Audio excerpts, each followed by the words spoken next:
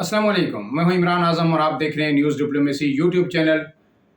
नाजरीन, deputy speaker ruling case में supreme court के फैसले के बाद आपको पता है कि पीडीएम, नून लीग, पीपल्स पार्टी, ये सारी जो जमातें और हुकूमती जमातें हैं वो बड़े सख्त रद्द-ए-अमल का इजहार कर रही हैं। लेकिन आज पहला बाज़ाब्ता इजलास हुआ जो पीडीएम का, उसमें हुकूमत की इत्तेहादी जमातें भी शामिल थीं। उस केस के उसमें हवाले से मैं आपके सामने सूरत-ए-हाल रखूँगा कि क्या हुआ और क्या अहम फैसले किए गए। लेकिन इससे पहले आपसे गुजारिश है कि अगर आप हमारे चैनल पर नए हैं तो हमारे चैनल को सब्सक्राइब कीजिए और बेल आइकन दबाइए ताकि आपको हमारे व्लॉग्स, वीडियोस बर वक्त मिलती रहे। नाज़रीन, आज सबसे पहला जो फैसला हुआ है पीडीएम के इजलास में वो ये हुआ है कि सुप्रीम कोर्ट का जो फैसला आया है जिसमें हमजा शहबाज को फारग किया गया और परवेज़ इलाही को वज़ीर आला करार दिया गया है, इस सुप्रीम कोर्ट के इस फैसले के खिलाफ अवामी मुहिम चलाई जाएगी। यानी ये फैसला नामंजूर। अब आला अदालतें जो फैसले देंगे, सियासतदान को अगर उन्हें कबूल नहीं है तो वो आला अदलिया का कोई वकार मलूज़ खातर नहीं रखेंगे, वो उसके खिलाफ अवाम में मुहिम चलाएंगे।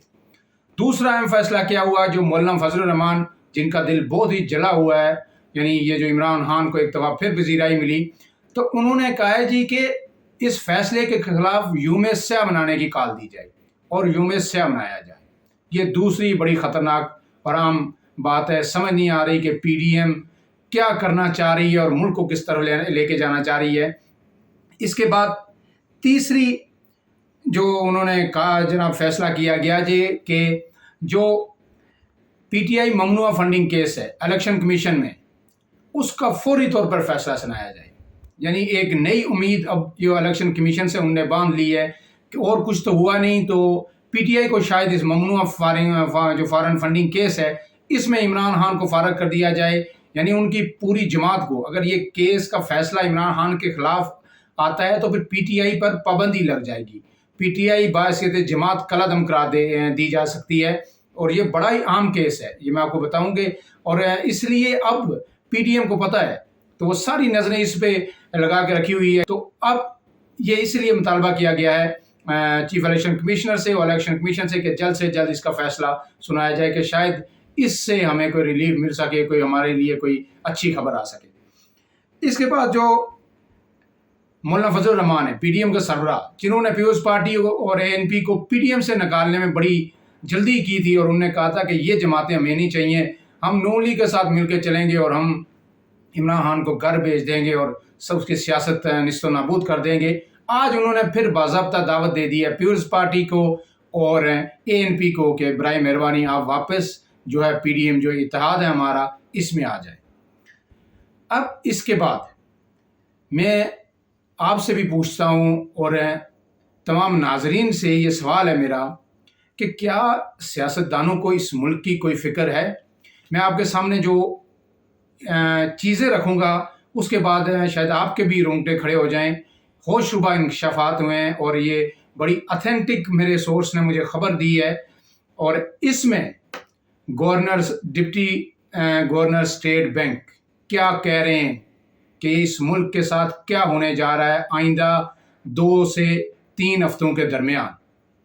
ये मैं आपको उनकी जो गुफ्तगू है एक निजी महफिल में डिप्टी गवर्नर स्टेट बैंक ने कराची में जो गुफ्तगू की उसके जो लुबे लुबाब में आपको बता देता हूँ तो फिर आपके लिए समझने में आसानी होगी।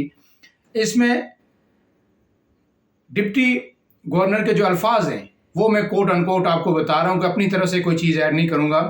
जो मेरे ज़राए के मुताबिक जो उन्होंने वहाँ पे गुफ्तगू की वो ये थी कि हम पागल होने वाले हैं, जो स्टेट बैंक के जितने लोग हैं, जितने ओहदेदारान हैं, और हमें इस वक्त एक साइकेट्रिस्ट की ज़रूरत है हम सब लोगों को।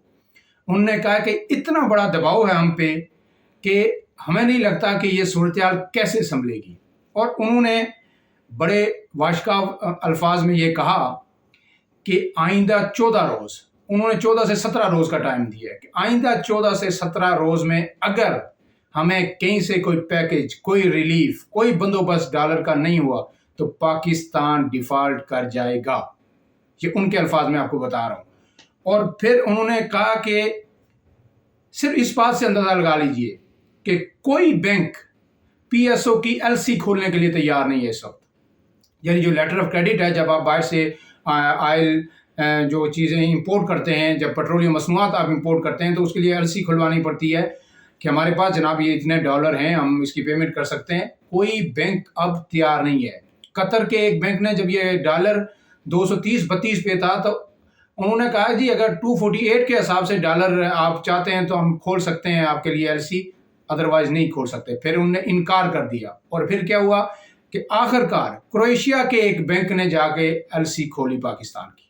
اب یہ صورتحال ہے، اور اگر یہ ملک ڈیفالٹ کرتا ہے تو ڈپٹی جو گورنر ہے اسٹیٹ بینک کے، انہوں نے کہا کہ سب سے پہلے تو اثر ہی ہمارا انرجی پہ پڑے گا، کیونکہ ساری ہماری LNG امپورٹ ہو رہی ہے، ہمارے پیٹرول مصنوعات امپورٹ ہو رہی ہیں، اسی سے بجلی بن رہی ہے، کارخانے چل رہے ہیں، تو سب سے پہلے تو یہ کام ٹھپ ہوگا جو ہی ہم جو ہے ڈیفالٹ کریں گے۔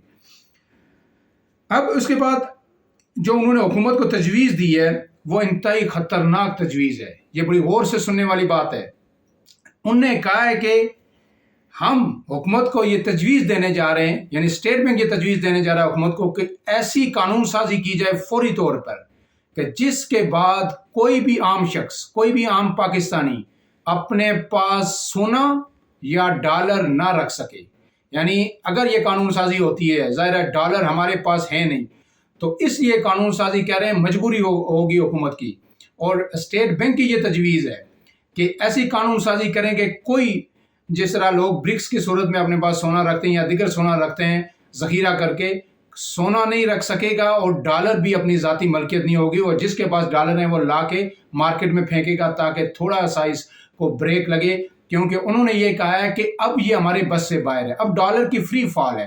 اور آپ نے دیکھا کہ کس طرح آج بھی ڈالر تقریباً 240 پہ جا کے پہنچا، 3.5 روپے سے زیادہ یہ ڈالر آج جو مہنگا ہوا تقریباً 3 روپے 92 پیسے، یہ ایک دن میں مہنگا ہوا، 240 تک پہنچا، اور پھر آگے جو کچھ کم ہو کے تو یہ 239 کے راؤنڈ اباؤٹ یہ آج کلوز ہوا انٹر بینک میں ڈالر۔ تو یہ وہ جو بات وہ کہہ رہے تھے کہ فری فال اب ہم اس کو نہیں روک سکتے، وہ بالکل ان کی پیش گوئی درست ثابت ہو رہی ہے۔ اب اس سے آگے ایک اور جو اہم بات انہوں نے کی وہ میں آپ کے سامنے رکھنا چاہتا ہوں کہ انہوں نے یہ کہا ہے کہ جی ہم یہ گورنمنٹ کو یہ تجویز بھی دیں گے کہ فوری طور پر جو ایک کونسل آف اکنامکس بنائی جائے، فوری طور پر ایک معاشی کونسل بنائی جائے جس میں بے شک تمام سیاسی جماعتوں کے نمائندے آپ رکھیں، اور اس کے ساتھ ساتھ جو چوٹی کے معاشی ماہرین ہیں اس ملک کے، اگر باہر سے بھی بلانے پڑیں انہیں لے کے آئیں اور یہ اکنامک کونسل بنائیں۔ اس کے علاوہ کوئی دوسرا چارہ نہیں ہے کہ سر جوڑ کے تمام لوگ بیٹھیں اور یہ ملک کو اس بحران سے نکالے، ورنہ ہم کولیپس کر جائیں گے within 2 to 3 weeks۔ اب میں آپ سے یہ پوچھتا ہوں، ایک طرف یہ صورتحال ہے اور دوسری طرف آج PDM ماشاءاللہ عدلیہ کے خلاف عوامی مہم چلانے جا رہی ہے، اور عمران خان صاحب ہیں تو وہ بھی پہاڑ سے نیچے نہیں اتر رہے، وہ بھی کہہ رہے ہیں کہ بے شک میں 15 سیٹیں جیت گیا ہوں، اسی الیکشن کمیشن کے ماتحت میں الیکشن میں جیت گیا ہوں، لیکن میں الیکشن میں تب جاؤں گا جب یہ چیف الیکشن کمشنر تبدیل ہوگا، الیکشن کمیشن تبدیل ہوگا۔